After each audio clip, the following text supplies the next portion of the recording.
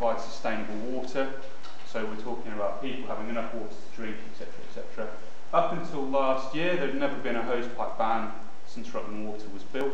And then you may remember early part of last summer we were in a drought and there was a hosepipe ban and then it rained. And then the hosepipe ban went away. So that's basically what Rutland Water was built for. Okay? Really little boring graph, won't go into that. It's basically just showing how they're predicting the water demand to go up. Okay? But what you guys are more interested in is the recreational side of things. Anyone know what church that is? Yeah, that's Normanton Church. Okay.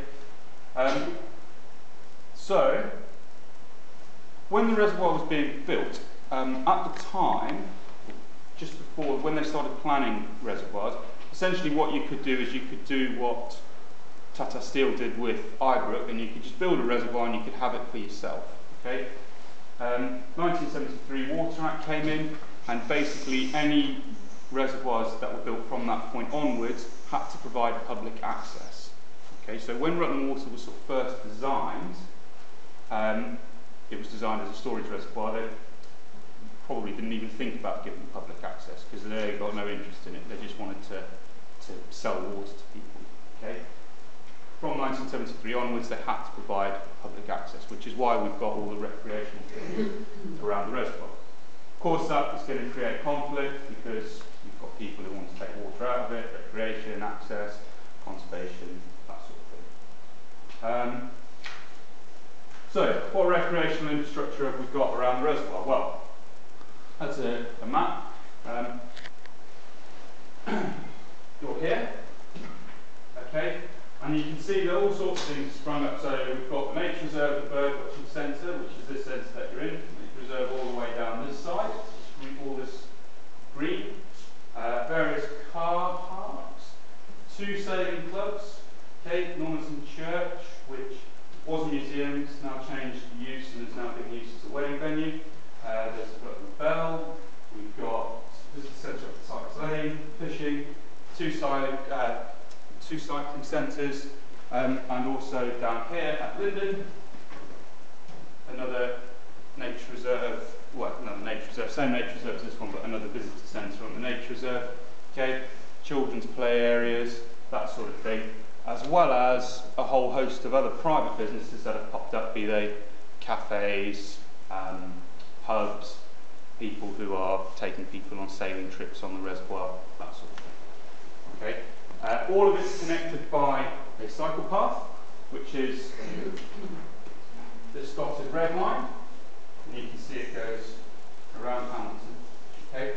And most of the activities are kind of centred in various areas. So, general public, honeypot sites, if you like, you've got Whitwell, and you've got Anglian, and you've got Normanton, okay, and then the kind of more quieter, more wildlife, the orientated sites are down this way.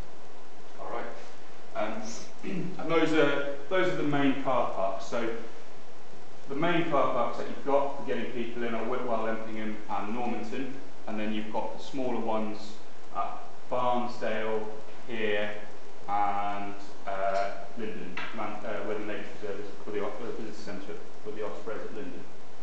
Okay, and as I say, all of that is connected by a Kruger's cycle track. This is basically, it's slightly out of date, and what you should do is you should take these results with a bit of a pinch of salt, because this is a survey that we did where we asked people what they were coming to do. So if you look at that, you'll see that, okay, nature and countryside enjoyment is 30% of the visitors who are coming here, that's what they're coming to do. But remember that they could be lumping something together, so you might say to someone, what have you come here to do? And they go, I've come to ride my bike, because they've come to specifically ride their bike. Or you might get a family who've come down with their bikes, so they're also cycling, but they then decide to tell you that they've just come to enjoy the open countryside. Okay, so there's a little bit of ambiguity in there. Things like the Rutland Bell, that's pretty accurate. If you say to someone, what have you come to do? And they say, I've come to get on the Rutland Bell, they know exactly what they're doing. Same with fishing. and that sort of thing. But with the nature and countryside bit, just, you know, you can cross over with any of the other ones in there if you've got a general day visitor. But that gives you a rough idea of the sort of specifics, if you like, and shows you what people are sort of interested in doing. Okay, so that's the car parks that I was talking about. When the reservoir was built, what they thought, right, there's going to be lots of different users here, and all these different people are going to want to do different things. So what we'll do is we'll zone it, and we'll put different things in different places, and then everybody will be happy and they won't fight with each other. Okay? Which is essentially how it was set up to begin with. So they put the fishermen over at Normanton, they put the bird watchers down here at Eggleton and Linden, they stuck the water sports lot over at Whitwell because they could make a noise and be rowdy, etc. And that was the idea, was to then minimise disturbance. All right. At the time, that was probably the right thing to do. Obviously, as times have changed, what we're now finding is that people want to do everything, but we've now kind of created a bit of a problem for ourselves because everything is in different locations. So you get someone who pitches up and they want to ride their bike, maybe try and ask the fishermen if they can buy some trout off of them and go for a bit of a bird watching walk, but they've parked their car at Normanton, and to get round to the water sports centre on the other side is another 7-mile car journey, and they've just unpacked the kids, the dogs, etc., and can't be bothered to pack it back up and go around. Okay, so if you were looking at this now in hindsight and into the future, one of the most important things that wasn't really ever taken into account was how are we actually going to move people around the site. It was always just thought that, well, if they want to go fishing, they'll go to Normanton and that's great, they'll have a happy day. Okay. And it does work, but it's not necessarily the most efficient way of doing it. So again, that's just reiterating the various recreational facilities that we've got on the site. About the zoning, okay, so how it was sort of set up to begin with. Now, on this list over here, the Rutland Water Partnership, which is essentially a group, if you like, of everybody who's got some kind of an interest in the reservoir. So remember at the beginning I said that it's in the slap bang in the middle of Rutland. It probably, or almost certainly, is the sole reason that Rutland is now on the map, almost certainly contributing to the massive population increases in towns like Oakham, Uppingham, Stamford, you know, in the surrounding area. It really does draw people in and makes them want to come and live here. So the Rutland Water Partnership is essentially a group of anybody who might have an interest in the reservoir. Okay. Now, I don't know, how old are you guys, 17, 18?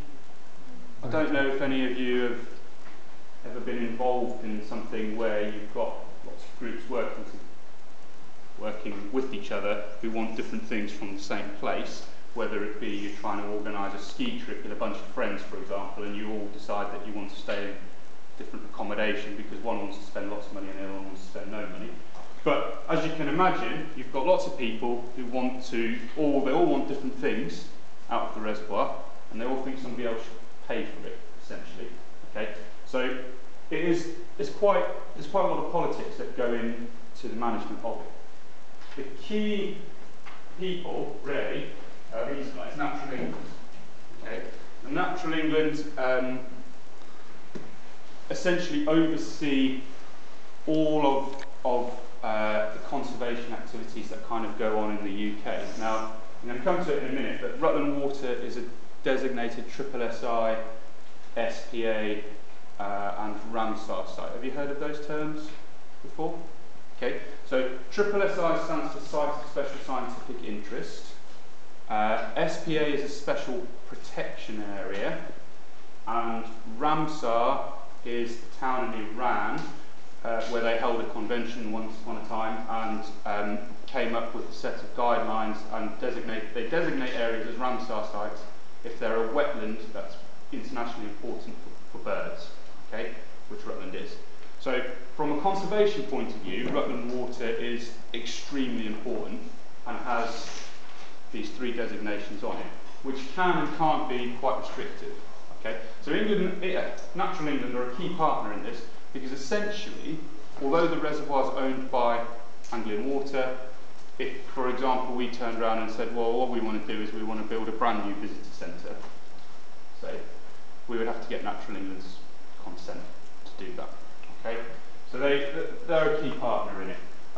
So are other areas like other organisations like the County Council, etc. And that just, I guess, tells you a little bit about